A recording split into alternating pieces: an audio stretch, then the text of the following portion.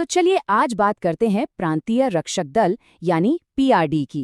एक ऐसी फोर्स जिसकी पहचान सच कहूं तो बहुत ही उलझी हुई है, विरोधाभासों से भरी हुई।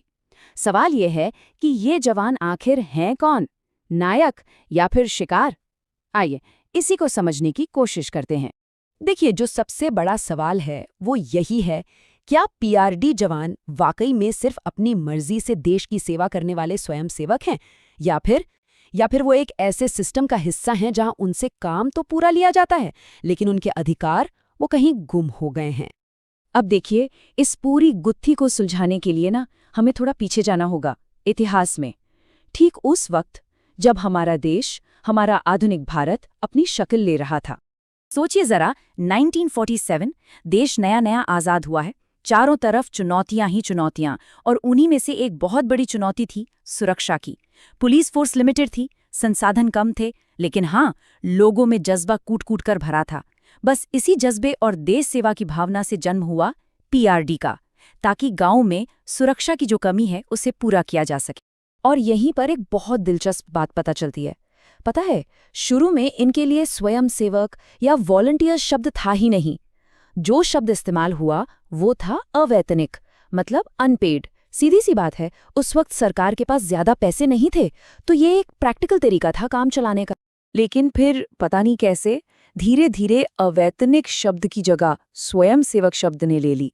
अब सुनने में तो ये शब्द कितना अच्छा लगता है ना, बहुत महान लगता है, लेकिन असल में इसी एक शब्द ने इन जवानों की पूरी पहचान और उनके हक पर सबसे गहरी चोट पहुंचाई है।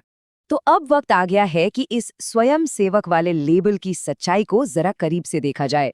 क्या पीआरडी जवानों का काम, उनकी ड्यूटी, उनकी जिम्मेदारियां, क्या ये सब सच में स्वयं सेवा की परिभाषा में फिट बैठती भी हैं? देखते हैं। देखिए, सीधी सी बात है, स्वयंसेवक या वॉलंटियर का मतलब क्या होता है? एक ऐसा इंसान जो अपनी मर्जी से, अपने खुशी से, बिना किसी जोर जबरदस्ती के कोई काम करे। अगर वो काम ना भी करे तो उसे कोई सजा नहीं मिल सकती, कोई जुर्माना नहीं लग सकता, है ना? और बस यहीं पर आके सारी कहानी पलट जाती है। जब हम पीआरडी जवानों की हकीकत देखते हैं तो वो स्वयंसेवक की परिभाषा से बिल्कुल बिल्कुल उल्टी नजर आती है। कहाँ मर्जी से सेवा और कहाँ ये अनिवार्य ड्यूटी, कहाँ कोई सजा नहीं और कहाँ सजा का पूरा प्रावधान। दोनों में जमीन आसमान का फर्क है। आपको पता है, अगर एक पीआरडी जवान को ड्यूटी पर बुलाया जाए और वो रिपोर्ट न करे तो उसे 3 महीने तक की जेल हो सकती है। 3 महीने! अब बताइए, ये कोई मर्जी का काम है या एक कानूनी जिम्मेदारी?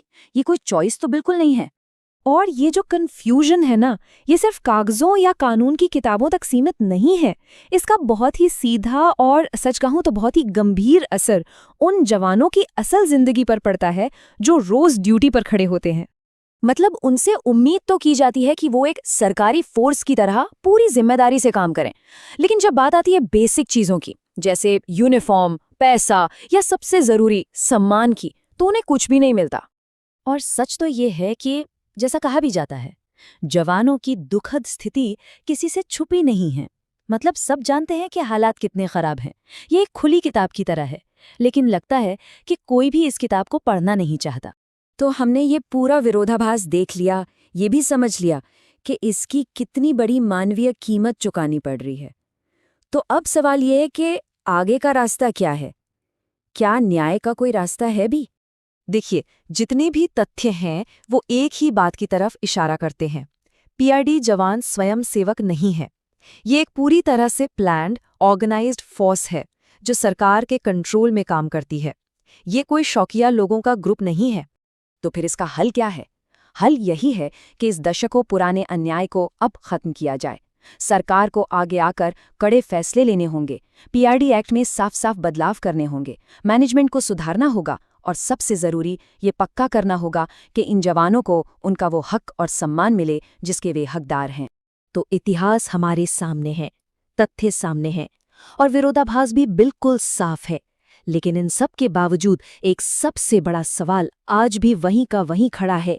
क्या इन हजारों जवानों को कभी वो सम्मान और अधिकार मिलेंगे जो उन्हें मिलने चाहिए, या फिर उनकी जिंदगी हमेशा इसी कानूनी उलझन में फंसी रहेगी? ये एक ऐसा सवाल है जिसका जवाब मिलना अभी बाकी है।